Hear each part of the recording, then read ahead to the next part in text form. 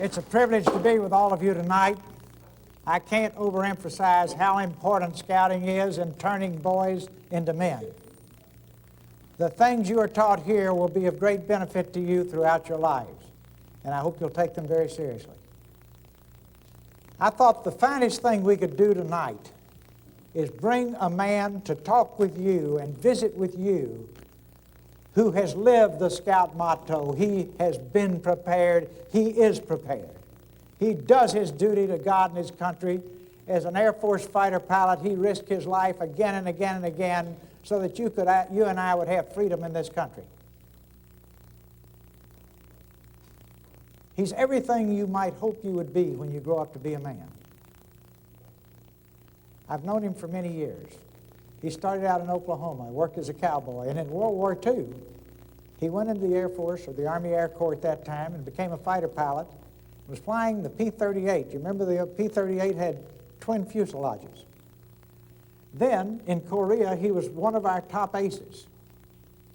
And highly decorated, he has received the Air Force Cross 2 times.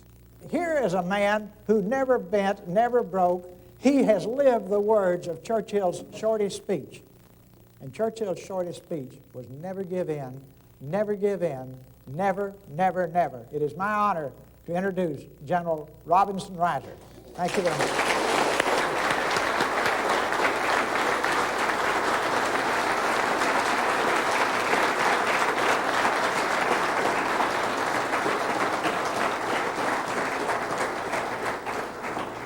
Thank you. Ladies and gentlemen, boys, is it okay if I call you boys? Okay. I know you're almost men, but I can still call you boys. Let me tell you a strange thing that has happened. My topic tonight was going to be God and country. I looked in the Boy Scouts honor, or rather in the oath, and it says, on my honor, I'll do my duty. I'll do my best to do my duty to God and country. And it fit in perfectly. That was the topic of what I wanted to talk about, God and country. Fits right in with the Boy Scout oath. I was a Boy Scout like 65 years ago. Been a while. But some things you don't forget. You will never forget the Boy Scout oath. Not ever. It's going to help you through life, like Ross Perot said. Let me talk for just a few minutes about our country. I think it's so important. As I spent 7.5 years in a 7-by-7-foot cell for the most time, I thought a lot about our country. That's one thing that kept me going. I remembered that we live 400% better than the average world citizen. You live 400% better than most of the people in the world. That our poverty class of people in America live equally as well as the average Russian citizen. And that no place on earth, at no time in history, has a nation of people enjoyed so much freedom of determination, so much corporate good health, and so many material blessings as we do today in the United States. I used to tell myself that as I walked 2 steps forward and turn around and 2 steps backward in my cell. It made me prouder to be American. It gave me more endurance to stand what I was going through. You know, I'm convinced that God was not absent in 1776 when the Declaration of Independence was drawn up, our Bill of Rights, when this country was launched into being. I think God was right there. When I was your age, I was a good Christian. And then one day something happened to me. It was rather strange. I became depressed. And at that moment, I didn't know what depressed was. I just knew I was down the dumps. And it kept happening to me, and I couldn't figure it out. Finally, I realized I had lived a good Christian life, but I'd never turned my life over to God. I'd never said, God, how about helping me all the way along, every day, in everything I do? Well, I then prayed again. I said, Lord, I don't feel worthy, but if I'm worth it to you and you really want me, you'll just have to take me, because I don't have the guts to turn my life over to you. I love riding horses and motorcycles and all those good things, and I'm scared if I turn my life over to you, you'll send me to Africa as a missionary, and I didn't want that. So I was shot down once and recovered out in the Gulf of Tonkin, where I was rescued. The next time I was shot down, I was doing 600, and I was only about as high as the ceiling above the ground. I was trying to stay under gunfire and under their radar. But somehow or other, as I pulled up to go over a little hill about 100 feet high, I was getting heavy gunfire right down my intake. After I was captured and I was able to communicate with some of my guys, one of them said, when all that gunfire ran down your intake into your engine, it got indigestion. Well, that's about right. And then I was burning in the cockpit as well as outside, and my wingman was encouraging me to get out because I was burning.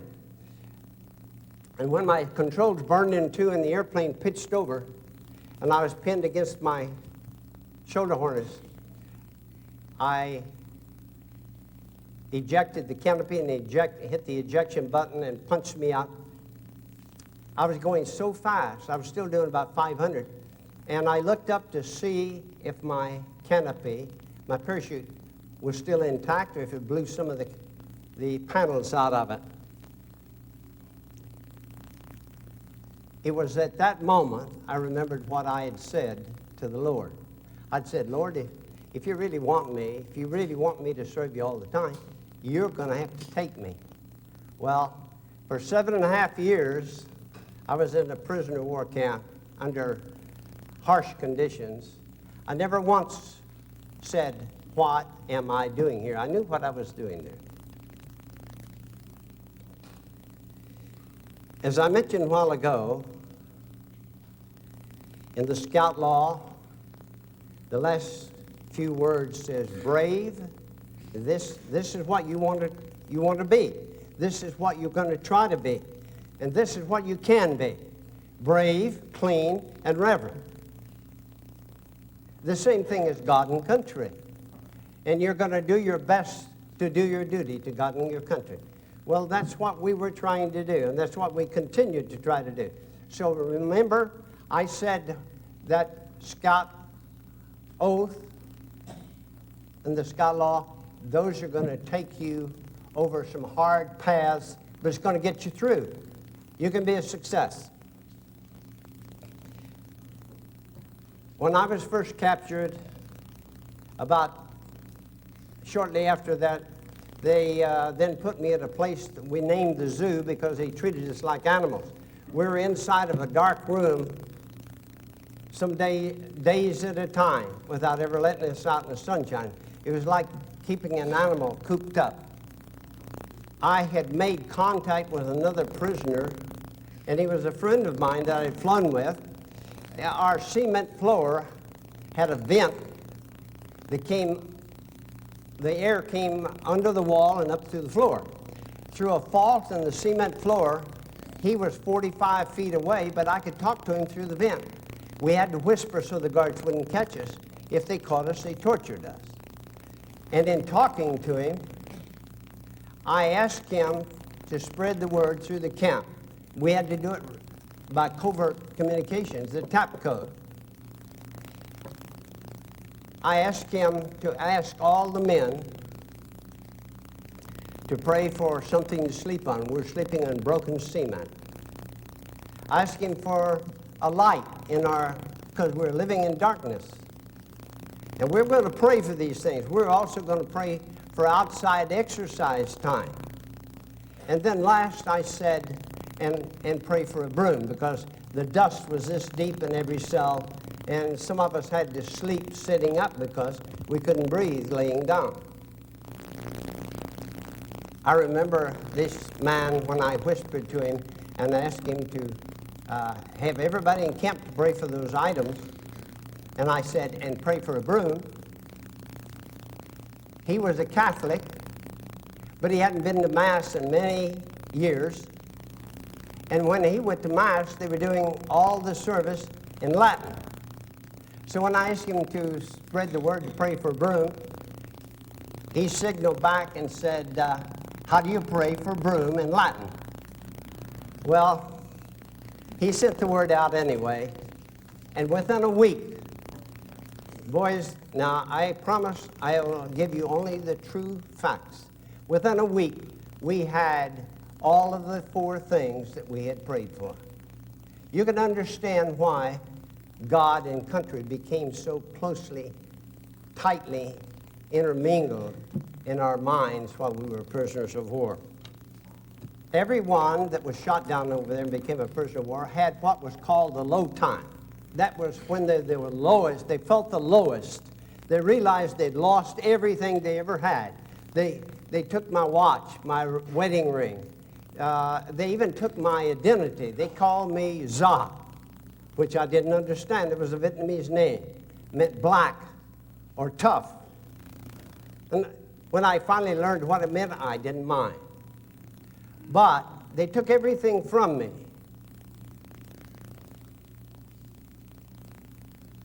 I remember when it happened to me and I hit the low spot, and I got on my knees and I prayed again. I said, Lord,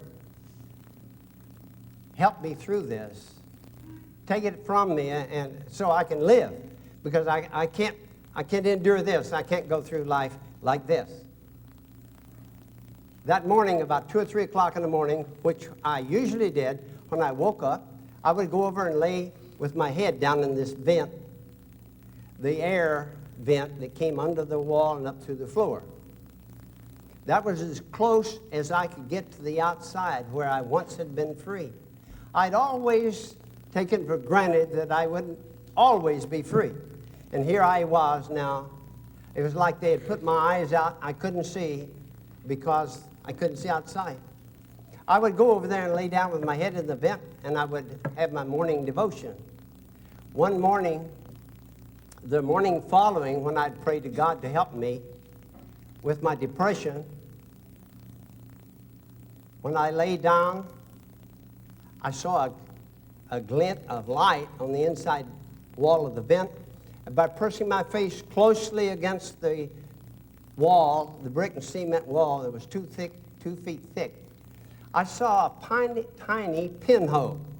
Through this tiny hole, I saw a blade of grass, just one blade of grass. But you know something? It became so terribly important to me. It was like a blood transfusion every morning. I was learning what it meant when Cicero said, freedom once lost and then regained bites with deeper fangs than freedom never endangered. That blade of grass was so important to me. I remember laying on my stomach, and I suddenly felt so different. I no longer was depressed. As I said, I was in there by myself. I figured nobody else was awake in the camp. And I began to encode, tap out the words to the song, How Great Thou Art. The first of it goes, O Lord my God, when I in awesome wonder consider all the worlds thy hands have made. I sing that true in code. And when I finished, guess what happened? There was a Lieutenant J.G., junior grade, Navy fighter pilot, beyond my next wall in the cell next to me. He tapped on the wall. He had been listening as I sent the words in code to that song. He tapped back and said, sing it again. Well, as I mentioned, the blade of grass showed me what Cicero meant when he said, freedom once lost and then regained bites with deeper fangs than freedom never endangered. At a subsequent time, my legs, they took me back to the Hanoi Hilton. They put my legs in stocks. First few days, I didn't get anything to eat or drink. And then they put me on bread and water. Now, every night, it was only down to about 38 to 40 degrees, but I was sleeping on solid cement, and the cold air was coming in through this high window. I would shiver like a dog. You've seen dogs when they convulse like this. Well, I shivered all night. I was so cold. I also didn't have enough to eat or drink. I had only a threadbare pair of pajamas. I didn't have any blanket at the time. I was in punishment. And I remember the speaker on the window above my head was so loud. And it was in Vietnamese, and it ran from about 5:30 in the morning until 9 at night. And it was torture. It was just sheer torture. And I remember asking God, when I prayed, I didn't ask him to get me out of stocks. I didn't ask him for more food. I didn't ask him for more clothes. I just asked him to knock that speaker off the air. And I had never prayed so sincere in my life. And you know, while I was praying, the speaker stopped.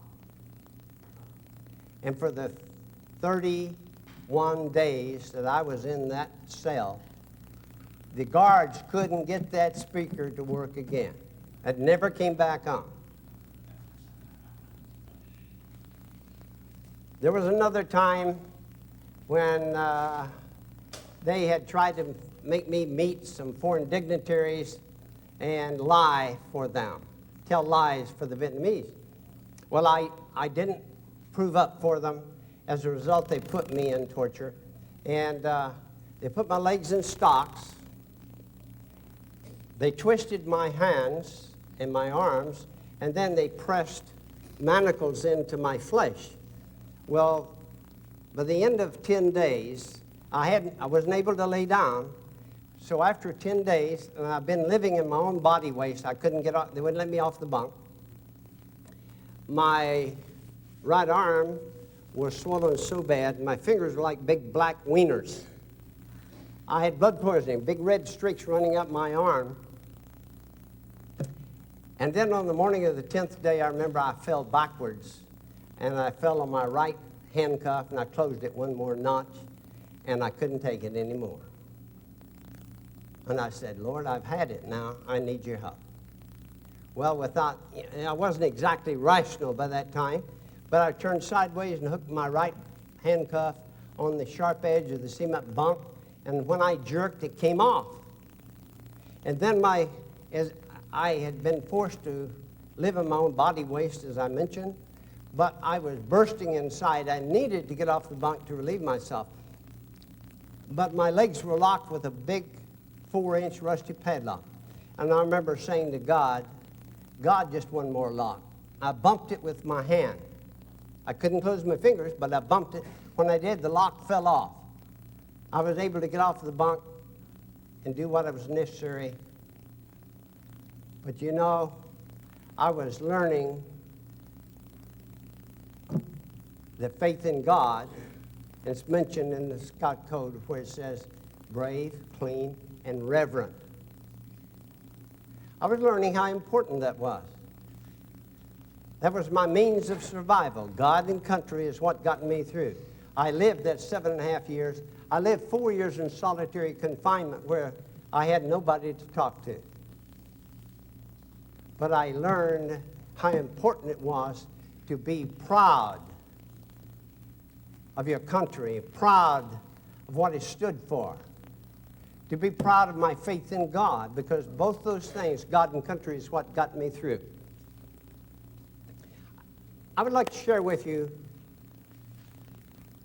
one final story. I love to tell it. Mr. Perot told part of it when he was up here a while ago.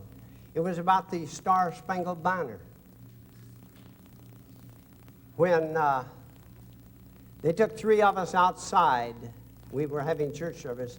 They took 3 of us outside and began to bind our arms in an old familiar manner. The most hated of the Vietnamese officers, the Bug, stood in front of me rubbing his hands, and he said, Now you'll see my hands are no longer tied. You're going to be severely punished, which just meant torture. Someone from inside, now the barred windows were about 10 feet above the floor. Someone stood on a tall man's shoulder, got hold of the bars and pulled himself up and looked out the window to see what was happening to the three of us who had been taken outside. And they reported back inside. And Bud Day, one of the toughest old fighter pilots, Air Force fighter pilots in the prison system, started the Star-Spangled Banner. And as I stood there and I was in pain, knowing they're going to take me to more pain, I heard them singing the Star-Spangled Banner. And boys, I just can't tell you how I felt. To think they were saying to me, we're with you. That's a manner of speaking. They were saying, I'm with you. We know what's happening. But they were singing the Star-Spangled Banner in a volume I'd never heard. And I haven't heard again since then. But it was so loud, it went through the window, over the wall in downtown Hanoi. As Mr. Perot said, I did feel 9 feet tall, like I could go bear hunting with Switch. I have one word I'd like to add to what I've just said. Anything that makes you a better person, a better citizen, a better son, a better father, a better husband, anything that makes you better or stronger, don't ever be ashamed of it. If you're proud you're American, don't be ashamed of it. If you're proud of your flag, if you're proud to be patriotic, don't be ashamed of it. If you're proud to have faith in God, don't be ashamed of it. Be proud that you're an American. Be proud that you have all the things that we have that belong to America. God bless you. I'd like for all of you to stand proudly with General Risner and sing the Star-Spangled Banner. And I'll ask General Risner to lead the singing tonight. Thank you.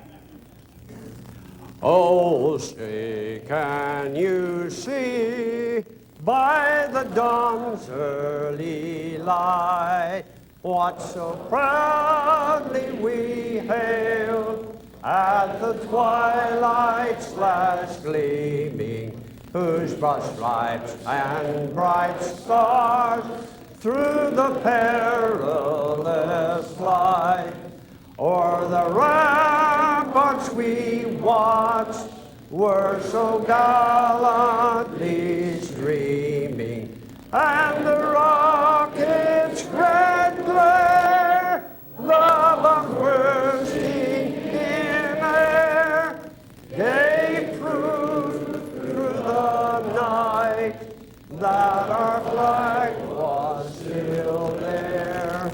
Oh, say does that star-spangled banner